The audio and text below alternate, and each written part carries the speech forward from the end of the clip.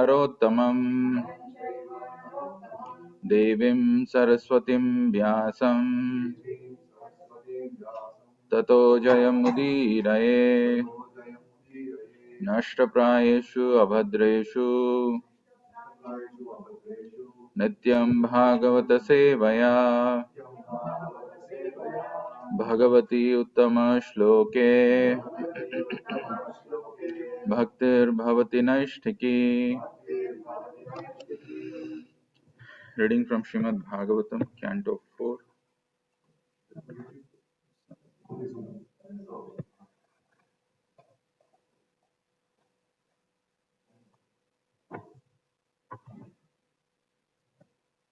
Reading from Srimad Bhagavatam, Canto 1, entitled Creation, Chapter 6, Conversation between Narada and Vyasa. Text number 31. Antaha Bahihi Cha Lokan Trin Antarbahishcha Lokam Strin Paryemi Akshandita Askandita Brataha Paryemi Askandita Brataha Anugrahat Mahavishnoho Anugrahan Mahavishnor Abhighata Gatihi Kvachet Abhighata Gatihi Kvachet Antarbahis Lokam Strin Paryemi Askandita Brataha Anugrahan Mahavishnor Abhighata Gatih Kvachet Antarbahishcha Lokam Strin Paryemi Askandita Brataha Anugrahan Mahavishnor Abhighata Gatih Kvachet Antarbahishcha Lokam Strin Paryemi Askandita Brataha Anugrahan Mahavishnor Abhighata Gatih Kvachet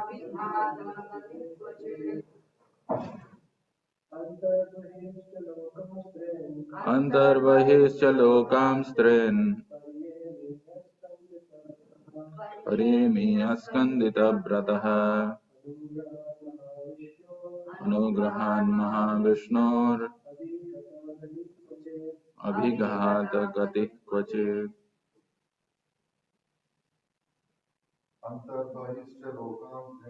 Antarbahishcha Lokam Strin Paryemi Askandita Brataha Anugrahan Mahavishnor Abhighata Gatih Kvachet Antarbahishcha Lokam Strin Paryemi Askandita Brataha Anugrahan Mahavishnor Abhighata Gatih Kvachet. Prithvin, you want to chant?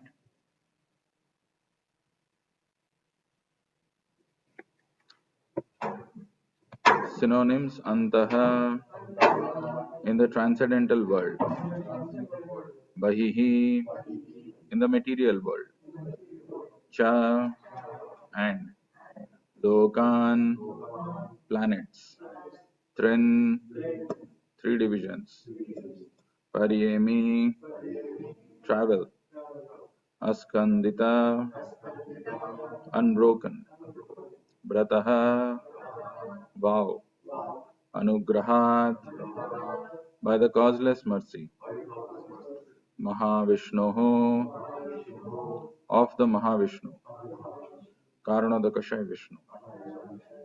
Abhighata, without restriction. Gatihi, entrance. Kvachet, at any time. Translation and purport by His Divine Grace A.C. Bhaktivedanta Swami Srila Prabhupada. Translation. Since then, by the grace of the Almighty Vishnu, I travel everywhere without restriction, both in the transcendental world and in the three divisions of the material world. This is because I am fixed in unbroken devotional service of the Lord. Translation with repetition. Since then, by the grace of the Almighty Vishnu, I travel everywhere without restriction, both in the transcendental world and in the three divisions of the material world. This is because I am fixed in unbroken devotional service of the Lord. Purport by Srila Prabhupada. As stated in the Bhagavad Gita, there are three divisions of the material spheres, namely Urdhaloka, Madhyaloka, Urdhaloka topmost planets, Madhyaloka midway planets, and Adhaloka downward planets. And beyond the Urdhaloka planets, that is to say, above the Brahmaloka, there are the material coverings of the universes. And above that, there is the spiritual sky, which is unlimited in expansion, containing unlimited self-illuminated Vaikuntha planets, inhabited by God Himself, along with His associates, who are all eternally liberated living entities. Sri Narada Muni could enter all these planets, both in the material and spiritual spheres, without restriction, as much as the Almighty Lord is free to move personally in any part of His creation.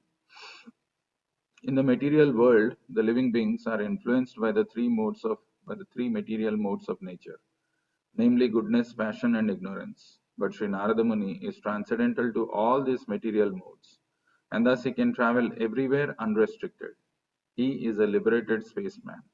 The causeless mercy of Lord Vishnu is unparalleled, and such mercy is perceived by the devotees only by the grace of the Lord.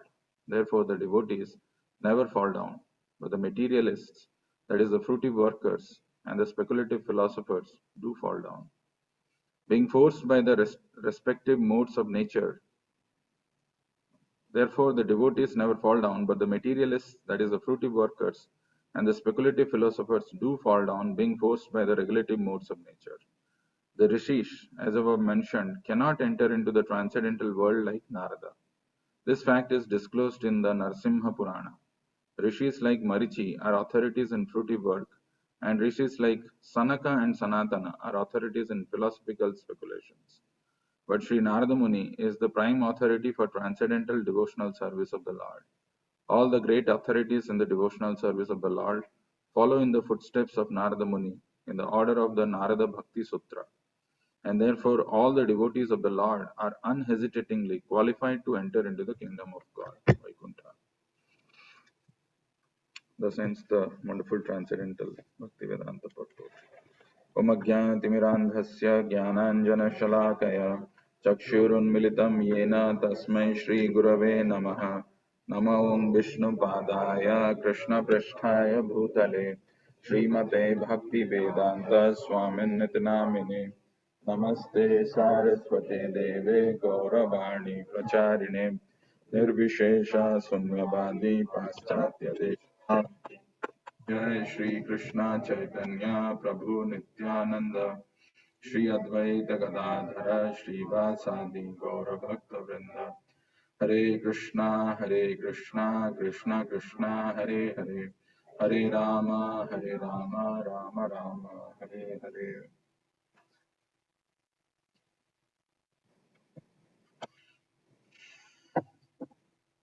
Hare Krishna.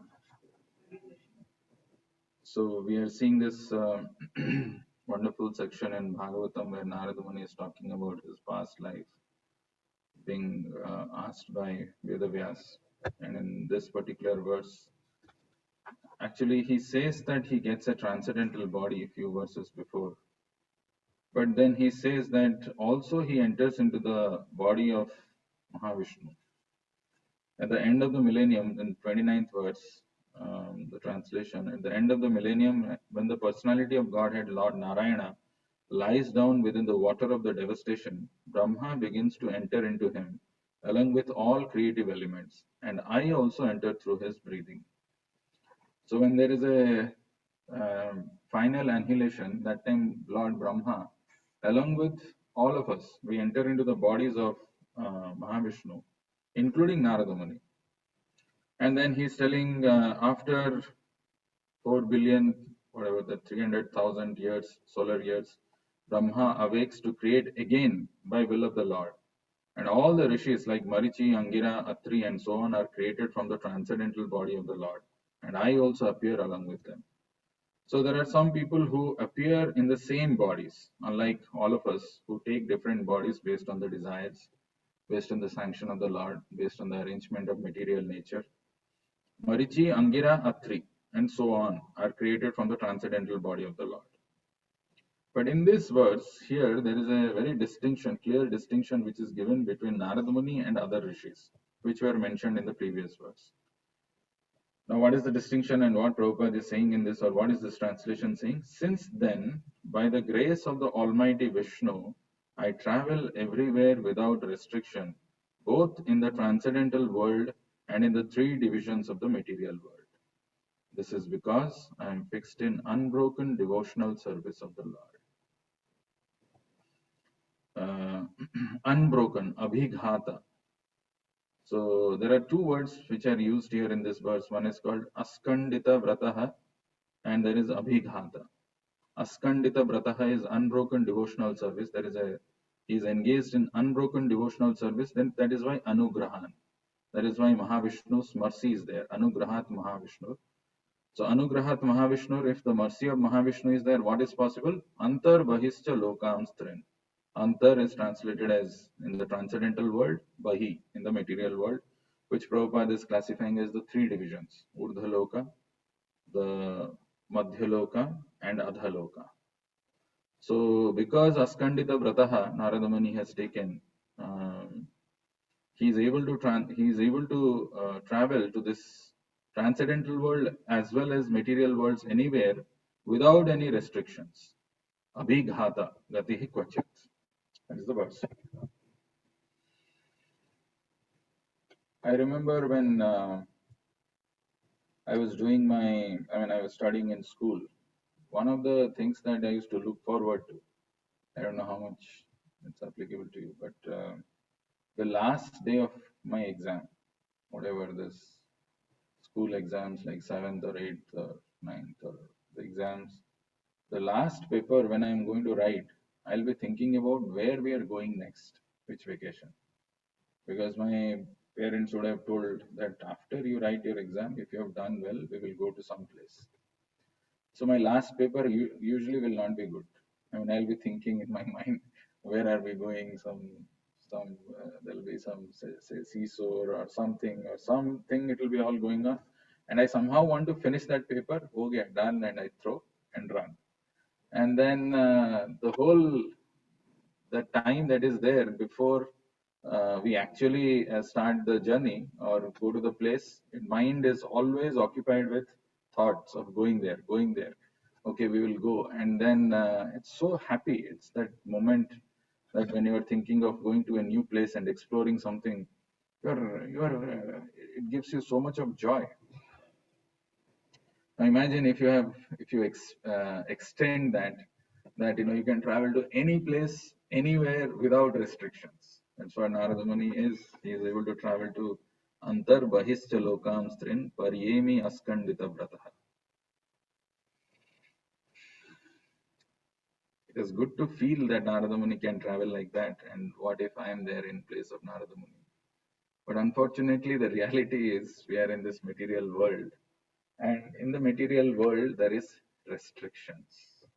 As the word used here is abhighata. Abhighata is without restriction. So maybe ghata or vighata is with restrictions. We can't travel to anywhere that we want. Even if it is possible materially that I have money, I have visa, I have all other things taken care of. I don't have the time, or I don't have the responsibility. There is always restriction. To understand this point little more, have you ever traveled in a AC sleeper bus in India? It's not a very comfortable journey actually. It's very uncomfortable journey. If especially if you've got the upper berth, maybe the lower berth is slightly wider, but upper berth is even narrower. So our life in this material world is constricted. It is restriction. There is a restriction. The first restriction that is imposed on us is this material body. Material body binds us. It's the covering which makes us go through these pains and the miseries in this material world. It forces us to experience things which we don't like. That is the first restriction. So the reason I'm saying is this is called Brahmanda. With our karma, with our actions, and with our desire, we can elevate ourselves. We may be able to go to the upper planetary system, or we may, if we don't do our activity properly, then we may degrade ourselves. Irrespective of whether we are going up or going down, maybe little difference in the facilities. Like somebody who has got the lower berth maybe has got little better facilities, but as you go up or as you go down, it may increase or it may go down. Doesn't matter, the problem still remains the same. Whether Prabhupada says whether you're bound by a golden chain or an iron chain or a silver chain, still you are bound. Still, I mean, the binding thing is we're not free from the miseries of life, birth, death, old age, and disease. Fortunately, what happens is one of the biggest problem is we get comfortable with any condition of life. We get conditioned to accept whatever the state of life is, whatever we are getting, I'm happy with this. We try to make small adjustments and we see that I can still be happy in this position in this material world. That is the biggest drawback why we don't even aspire to get out of this cycle of birth and death, because there is no impetus. We feel somehow or other I am happy in this situation. Like Prabhupada gives in one of the places one example, like a worm in the stool. If you try to pull him out, if you try to separate it, it wants to go back again. Or the pigs who are habitated or who are used to staying in some filthy places, you take them to some nice place, they don't like it. They want to eat the same filth, the same scum. They don't like something palatable. Same is our life. It is such a horrible state of life where we see how every single day, our plans are thwarted, our life is questioned, challenged, and our there is a frustration, feeling of frustration. Yet we don't realize that I should not live here permanently. I should make some arrangements how I can get out of this cycle of birth and death, and we continue to live here. Very interestingly, in one place in Bhagavad Gita, Prabhupada writes 1.30 probably it is. Is it 1.30 or yeah, 1.30. In the purport of Prabhupada, in that verse, Prabhupada is writing, when a man sees only frustration in his expectation, he thinks, why I am here. So the world which is described by Krishna in Bhagavad Gita is Dukkhalayam and Asaswatam. Dukkhalayam means we feel our janma, our birth is miserable. Our karmas, our actions are horrible. And mind and words are all disturbing elements. So when somebody realizes that to a certain extent, even though we theoretically understand that human birth is very rare and 1 in 8,400,000 species, etc., we fail to really appreciate its value as we try to repeatedly engage our body, mind, and words in actions which would give pleasure to our senses. So that frustration when it comes, and when somebody questions, why am I here? We want things to happen according to our wish. And when it doesn't happen at that time, we start wondering, what is the purpose of this life? Why are we here? What is our business here in this world?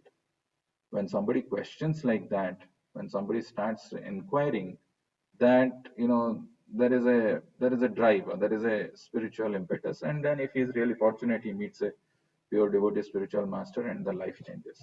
But until then, a person goes on living his life with all his plans and ambitions and desires that I should be happy in this world. Not just in one place, Dukhalayam Asaswatam. There is one more place in Bhagavad Gita where it is mentioned that this material world is temporary and miserable. Where is it mentioned?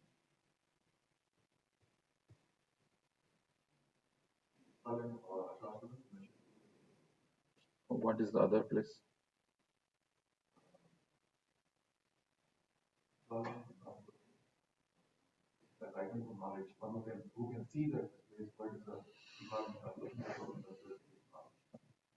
One who can see Janma Mrityu Jara Vyadhi Dukkha Dosana Dosana. That is an item of knowledge. Dukhalayam Asaswatam is there in 8th chapter, 17th or 15th verse. But there is one more place where it is mentioned Anitya Lokam. Anityam Asukam Lokam. That's, I think, in the 9th chapter. Yeah, 9th chapter. Anityam Asukham Lokam. So same thing. But this realization never dawns. And we can see in our life how in so many places there are so many restrictions which are imposed on us. Like somebody doesn't want to grow old. Why would I embrace old age? But old age comes. And, young age is taken away from us. We don't want to have diseases, and diseases are forced on us. Yesterday, just we did some service. I'm feeling some fatigue in my legs. I'm feeling tired. I was thinking, I mean, what is it? Just a few hours we stood there and something we did, but the effect is the body is not now. It is degrading. That is how this material world is designed, where the kala acts on us, and the effect of that, we become old, we become diseased, and ultimately we die and go. Very interestingly, when Narada Muni is instructing to Prachina Barhisat in the 4th canto of Srimad Bhagavatam, gives the example of a allegory called Puranjana, a person by name Puranjana, who was living in the city of 9 gates. That's all of us, the spirit soul who's trapped in this body of 9 gates. In that it is mentioned, there is one place, very interestingly, the city of King Puranjana was overcome by the Gandharva and Yavana soldiers, and although the king had no desire to leave the city, he was circumstantially forced to do so, for it was smashed by Kalakanya. I'm just taking one, this is 4.28.10. This is also spoken by Narada Muni, same Narada Muni who's instructing here to Vedavyas. The attack of the city of Gandharvas and Yavana soldiers can be compared to the attack of the city by varieties of diseases and other ailments. Just like how the king has no desire to leave the city, the conditioned soul does not want to leave the body. But by force of Kalakanya or time, it is forced to leave. And this purport I'm reading, there one very significant point Prabhupada is mentioning. Due to long association with a particular type of material body, and also due to the grace of Kalakanya and her Maya, one becomes overtly attached to a material body, although it is the abode of pain. Even if one tries to separate a worm from the stool, the worm still will be unwilling to live. It will return to the stool. Similarly, a hog generally lives in a very filthy state, eating stool. But if one tries to separate it from its condition and give it a nice place, the hog will be unwilling. In this way, if we study each and every living entity, we will find that he will defy offers of a more comfortable position. And then Prabhupada goes on, whether we like it or not, all of us have to die and hence quit the material body. Just like how a tenant cannot stay in the rental apartment forever, we cannot also stay in the material body forever. For the body itself is temporary and bound to dwindle. But since we don't know that what is our position after death, we prefer to stay back in the material world in spite of the fact that it is a very miserable place to live in. So this is something which we need to contemplate, and we need to remember always that one day this is going to be over, and no matter how hard I try, I cannot be happy here. I can make some arrangements, adjustments, and hope that I'll be happy, but that hope is actually counterproductive because it binds us more and more in this material world. We have done that story of piglet so many times, where Indra was cursed to become pig, and he forgot his positions. And when Brahma wanted to recall him to his heavenly kingdom, Indra in the form of hog, what was his name? Suari. Suari. Hmm. Suari and his piglets, they were not willing to go back at all. He forgot the heavenly standards of life, right? Of what is the standard of life in heaven, and he was the king of heaven. He forgot that, and he was very satisfied with the standard of a hog's life, with his wife and children.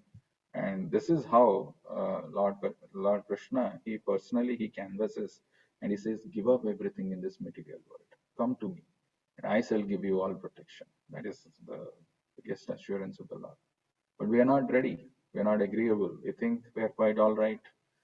um, Life is after all not so bad. I'm getting some promotion, something is happening, some material desires are getting fulfilled, and we want to remain here. And we think, why should we surrender to Krishna and go back to his kingdom? It's called Maya, illusion. Now, so if that is the thing, then what should we do? What is the solution? Yesterday, Mataji was asking, what is the upper limit of tapasya? Where should how much should I do tapasya? I was thinking afterwards, there is one verse which Prabhupada quotes, Aradhito yadi hari tapasa tatakim. Naradhito yadi hari tapasa tatakim. Have you heard this? Prabhupada quotes this many, many times. Aradhito yadi hari tapasa tatakim. If you are actually fixed in absorption of devotional service to the Lord, if you are constantly engaged in devotional service, tapasa tatakim, then why do you need to do austerity? Naradhito yadi hari tapasa tatakim. Whereas if you are not engaging in devotional service of the Lord, what is the point doing austerity? Tapasa tatakim. That's all useless. In one of the places in Bhagavatam, it is mentioned Kardama Muni, who did austerity for 10,000 years. He did austerity for 10,000 years, and then after that, after his penance, he was instructed by Lord Brahma to beget children. And he also got a chance to meet the Supreme Lord, as it is mentioned in Bhagavatam. So when he met Supreme Lord, when Lord Vishnu appeared in front of Kardama Muni, he offered a very beautiful prayers. One of the prayers that he offers is Lokamscha Lokanugatan Pasumscha Hitva Sritaste Charana Atapatram Parasparam Tvad Gunavada Siddhu Piyusa Niyapita Deha Dharma. This verse, why it's a very interesting verse, because there is a use of word called intoxicating nectar. In this word, Prabhupada uses the word called intoxicating nectar. The translation of this verse is, however, persons who have given up stereotyped worldly affairs and the beastly followers of these affairs, and who have taken shelter of the umbrella of your lotus feet by drinking the intoxicating nectar of your qualities and activities in discussion with one another, can be freed from the primary necessities of the material body. See, this is what is the solution which is offered, which is even if we see a few verses before in Narada Muni's life, we can see that that Hatatrapa, what is that verse?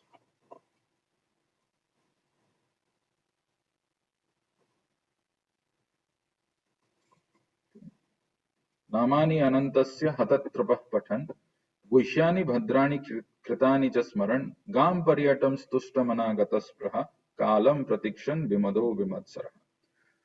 Very important, if these two verses, if we remember, because Bhagavatam and Bhagavad Gita are filled with so many verses, we have to see if there is something that I can take from this verse and apply it in my life. So one side is Narada, Kardama Muni, who performed severe austerities, and when he met the Lord, when he got this wonderful opportunity to see the Lord in person, face to face.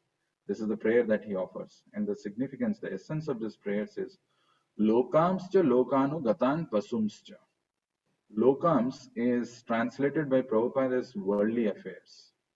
And lokanu gatan are the followers of the worldly affairs. That's all of this material world, the whole world, who are following this material affairs. So, what is the nature of that following? Pasums. It is beastly. So, worldly affairs and the people who are following this worldly affairs, it is called beastly. The animals don't think about what is good, bad. They don't have that much of higher intelligence to think so much about this. But simply they follow whatever the other animal is doing. If he is doing this thing, or if this is what is supposed to be done, they do that. It is mostly instinctively. Similarly, when we don't lead a Krishna conscious life or a Krishna centric life, we are also much bothered by this unnecessary social status.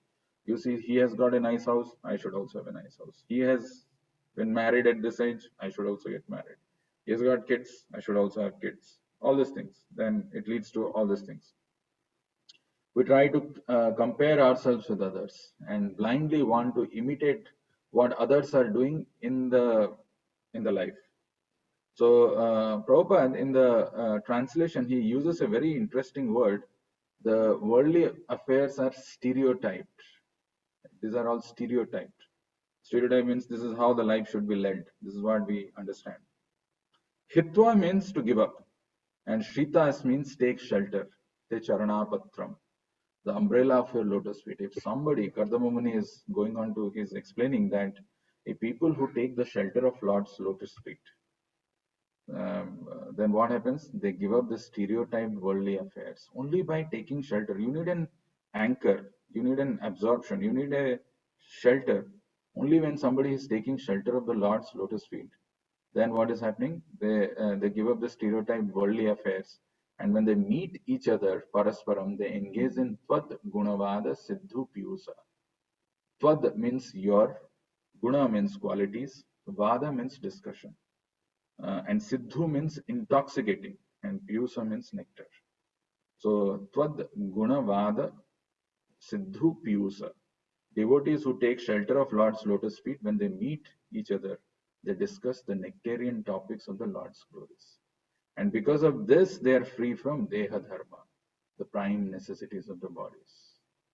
Otherwise, there is no way one can be exempt from these prime necessities of the bodies.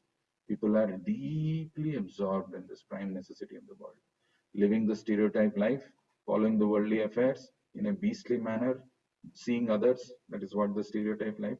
So that is why it is mentioned in Bhagavatam, and it is exemplified by this pure devotees life, like Narada Muni. He has shown this in the previous verse. I'll take that verse in a while and see that exactly the same thing. That is how they have perfected their life, and they have come out of this worldly, the bodily necessities, and they have achieved that transcendental body, and they have gone back to Krishna Loka. Be it Prabhupada, this example of, we can see it in the life of Prabhupada, that how this statement of Bhagavatam is so true by their personal life.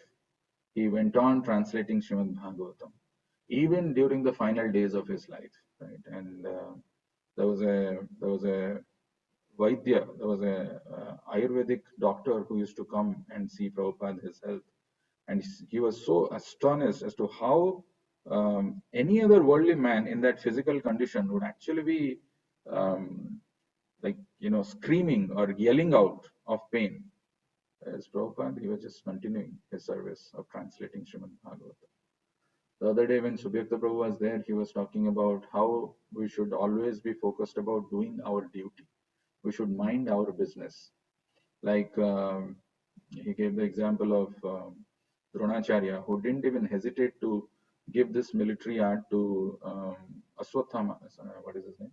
Drishtadimna, knowing very well that he is born to kill him. He didn't hesitate, he did his duty. Or take the example of Vritrasura. He knew that Indra is going to kill him. But it's not like he didn't go for fighting. He went for fighting. And when Indra was morose, he's saying, "Arey, you do your duty. You are bound to kill me. You should fight with me." He provoked him, but they were busy doing their own things. They were absorbed in that. Like Prabhupada, he was busy. Bodily ailments, so many these things, problems can happen. But if somebody, if a person is absorbed, if he's busy doing his duty, if he's minding his business, forgetting about what is happening other side, then Krishna will take care of him and he'll go back to Krishna Loka. For most of us, we instead of minding our business, we mind others' business. That's where the problem comes. Or we see what's going on in his life, why this is happening, why am. It's all why is actually unnecessary. It creates agitation and disturbance in mind. In the Chatushloki Bhagavad Gita also it is mentioned. What is that verse? Nachitta madgata prana bodhayantah parasparam kathayantascha mam nityam tushyanti cha ramanti cha. The thoughts of my devotees, it dwell in me. Their lives are fully devoted to my service, and they derive great satisfaction and bliss from always enlightening one another and conversing about me. So it's a very important verse actually. Machitta madgata prana bodhayantaha parasparam. Bodhayanta is to explain. When you explain the glories of the Lord, his activities of the Lord, you actually derive some pleasure. Not only the person who is speaking, the person who is hearing. Bodhayantaha param parasparam. And tushyanticha ramanticha. By that our life is nourished. We get a motivation to know more, and we want to. There is a hankering, and whatever those desires are also satisfied by doing that. So machitta madgata prana bodhayantah parasparam kathayantascha mam nityam tushyanticha ramanticha. Actually, the activities of the Lord, these pastimes of the Lord, pastimes of his devotees are always nityam. These are all always new. There is always a freshness in that. No matter how many times we celebrate Janmashtami, no matter how many times we read that Krishna book, no matter how many times we discuss that, there is so much of freshness because it is about the Lord, and it satisfies our heart. The heart which is looking, that hankering for that satisfaction and pleasure, it gets satisfied by hearing. So if we spend time like that, like Narada Muni also spent in this verse, which I was saying, that Gam Paryatam Stushtamana Namani Anantasya Hatatripah Pathan Guhyani Bhadrani Kritani Chasmaran. He remembered the activities of the Lord, he spoke about it, he chanted constantly. Gam Paryatam Stushtamana Gataspraha. And he continued to visit different parts of the world. So you may say that I am not able to visit different parts of the world. Whatever is given to you, wherever you are, Gam Paryatams, that place which is assigned to you, in that you just go on Namani Anantasya Hatatripah Patan. Go on describing and glorifying and broadcasting the glories of the Lord about his holy names. Spread it, speak to other people. Gam Paryatams Tushtamana, you will be satisfied, and Gataspruha, you will be free from all material desires. Otherwise, those material desires in our heart will not go. Gataspraha. Kalam pratikshan bimudo kalam pratikshan bimado vimatsarha. So kalam pratikshan, and he was waiting for the time to come when death will happen. And bimado vimatsara. He was not having any pride and he was free from envy. All these qualities can develop if we do whatever is mentioned in the beginning, like Namani Anantasya Hatatrapah Patan, Guhyani Bhadrani Kritani Jasmaran. Or whatever here it is mentioned, Parasparam Tvad Vada Siddhu Piyusa Niyapita Deha Dharma. One can become free from Deha Dharma. Here one can become free from Gataspraha if one is doing the following things, which is the same thing as Kardama Muni is saying. Same thing is mentioned here in Bhagavatam in the life of Narada Muni. These are some of the thoughts for this verse. Any questions, any comments?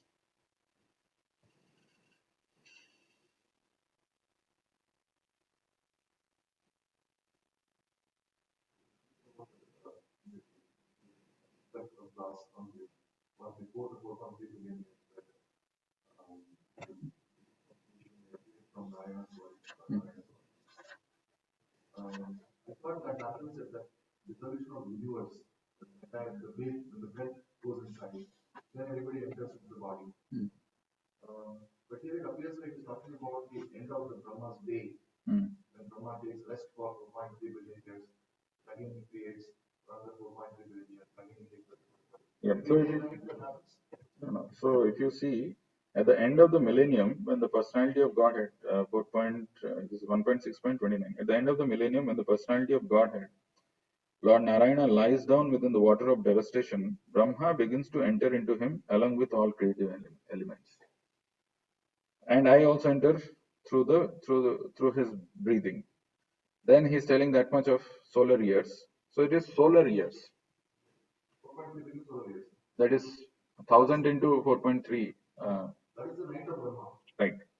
So during the night of Brahma, he's entering into the body of Narayana. He's sleeping. It's a good point. At the end of the millennium, when the personality of Godhead, Lord Narayana, lies down within the water of devastation, Brahma begins to enter into him along with creative elements, and I also enter through his breathing. So 1000 into this thing, that is exactly this thing, or is it the life? Oh. I've got this confusion actually. In some places it says that when there's devastation, there is a great fire that comes from bottom of the universe.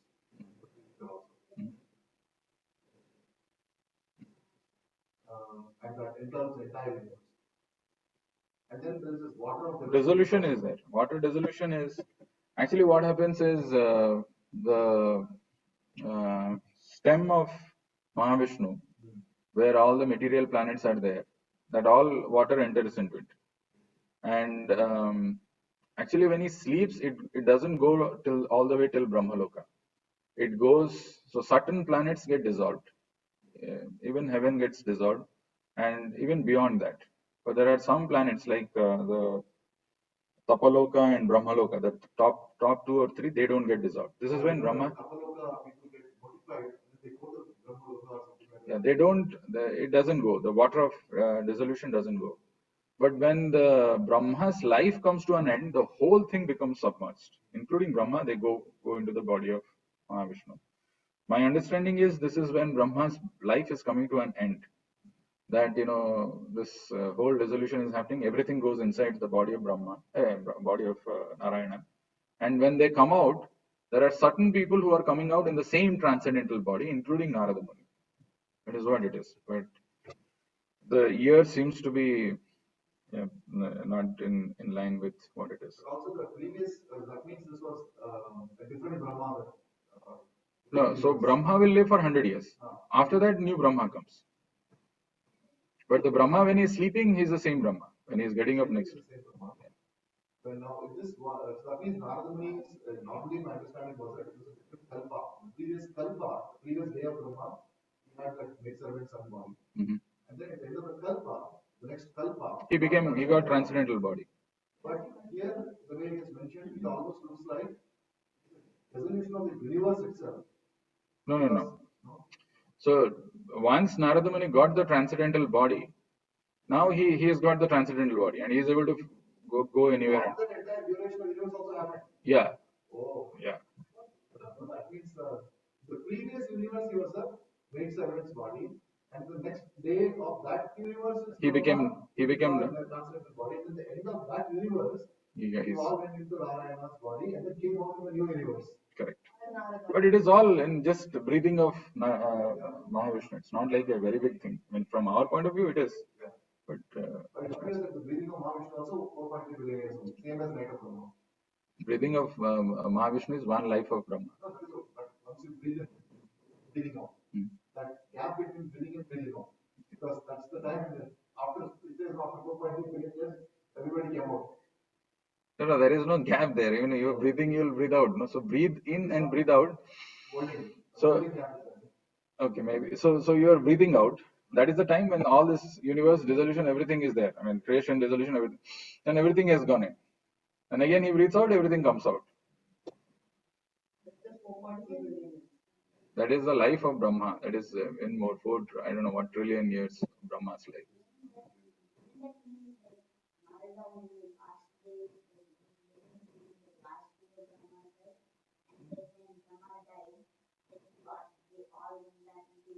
No. So see that there was kalpa. You know what is kalpa? What is it? What is the duration of one kalpa?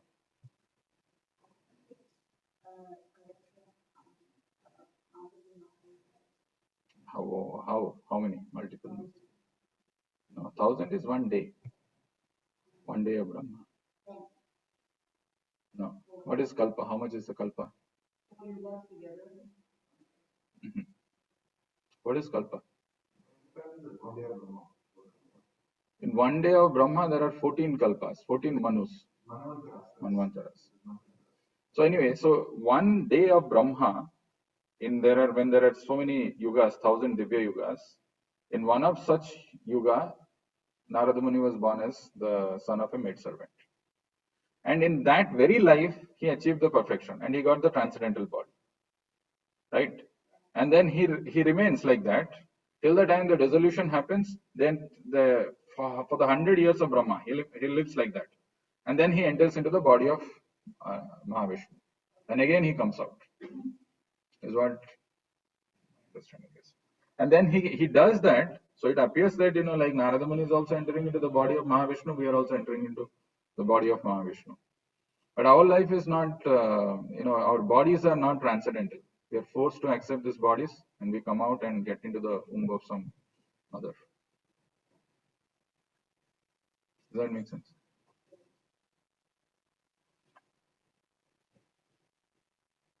Four yugas together form Divya Yuga. Divya Yuga. Thousands of Divya Yugas make one Kalpa. One day of Brahma. One day of Brahma. There is one night of Brahma, which is also 1,000 Divya Yugas. Or Divya Yuga or Mahayuga. It's all 4 yugas put together. And how many days of day and night of Brahma? What's the next step? What is it? So one day of Brahma is over, then 30 days of Brahma is 1 month. 12 months is 1 year. Into 100 is his whole lifespan. That is one breath of Mahavishnu. That is 100 years of whatever trillions of years of Brahma is just one breath of Mahavishnu. My grandmother always used to say, don't know when this Mahavishnu is going to take breath. It's going to take his breath inside. I mean, when is it going to over? He keeps telling. I mean, I used to think, what is this Mahavishnu taking breath? How is it significant? I mean, finally, that's all it is. In that, we are coming many times, accepting bodies, dying, coming, accepting bodies, dying, and it's going on. So for us it feels like very long, but for Brahma it is going to keep making up with that. One day. For Brahma, also 100 years is very long. No? For Mahavishnu's one breath is 100 years of Brahma. For us, also 100 years is very long. That is what I was telling yesterday, the last class, that one person, Kakrudmi, who went for his daughter's marriage, and he spent 25 minutes or something in Brahmaloka. By the time he came down, all those lists, everybody is gone, died and over. Their next generation, they're all over. And Brahma actually started laughing. You've come here to consult with me, but they're all gone. You have to come with a press list people. So it's very relative, but in that relative world also. I mean, like if you see the life of an ant, I don't know how long it lives, maybe a few days or months. I don't know. In that, everything. But in that, the ant always gets the feeling psychologically, like a human being, that I am controller of everything in my life. He lives in, as per his calculation, 100 years, which is a few days or months for us. It's very relative. So as you go up, lifespan increases and you have better facilities and avenues to live comfortable life, but ultimately it comes to an end. So if the demigods look at us and think, well, this person, why is he so foolish? He's having so much of grudge and anger and all these things, and it will be over in their calculations. In that comparison, it's nothing like that.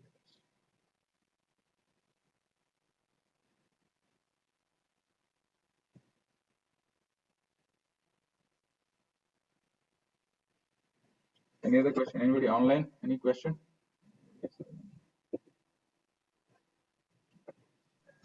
No problem.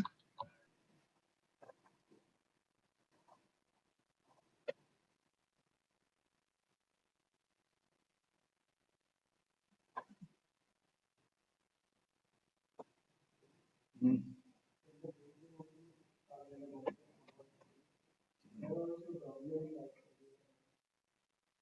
So Prabhu is saying there is a gap, but actually it goes inside and comes out.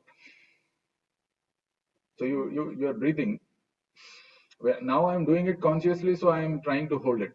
But when I'm doing it like in my day-to-day whatever activities, it's just happening normally, right? So it enters into the body of Mahavishnu, then again it comes out. Yeah. So it's just, if you see from Mahavishnu's point of view, there is no pause or gap or anything. He's breathing in, so the whole thing is coming inside and again going out.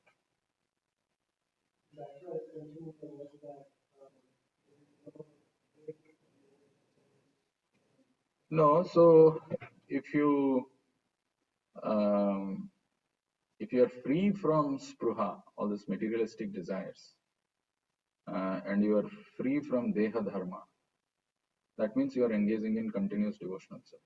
That means you are making yourself fit and qualified to enter into spiritual abode.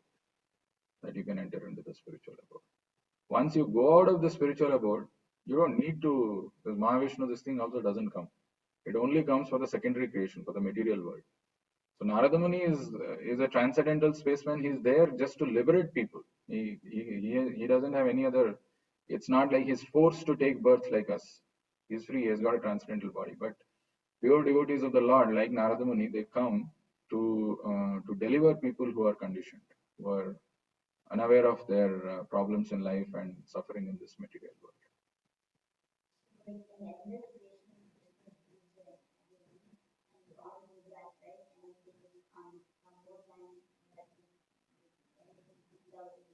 Hmm.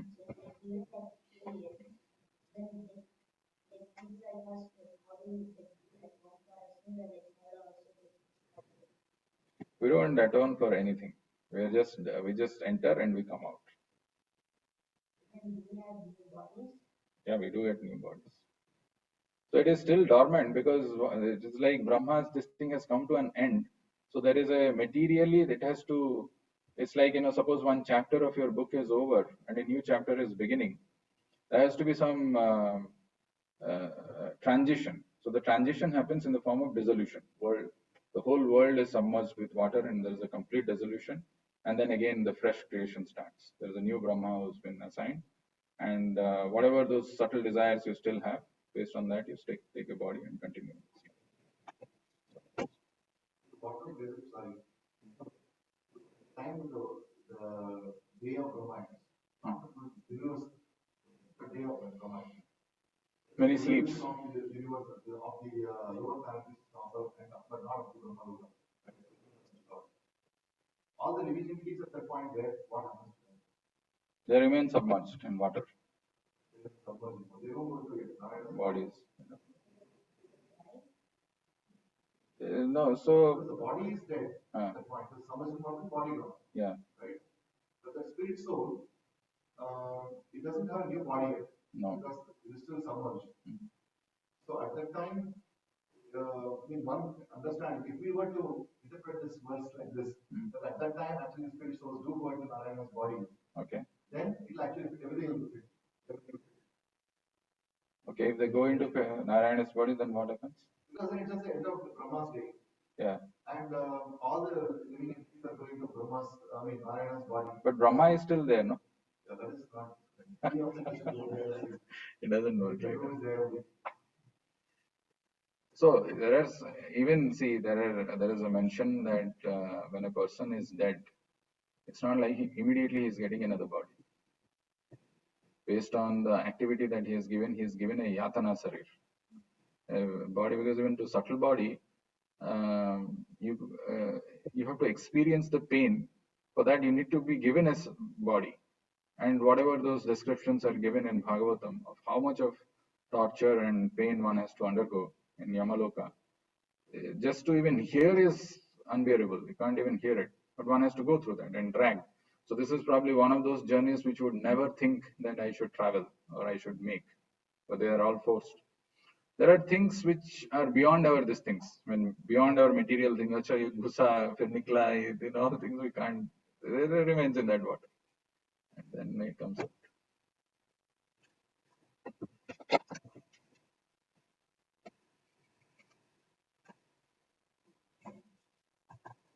Read more if you're curious. Bhagavatam has all answers. I may not have.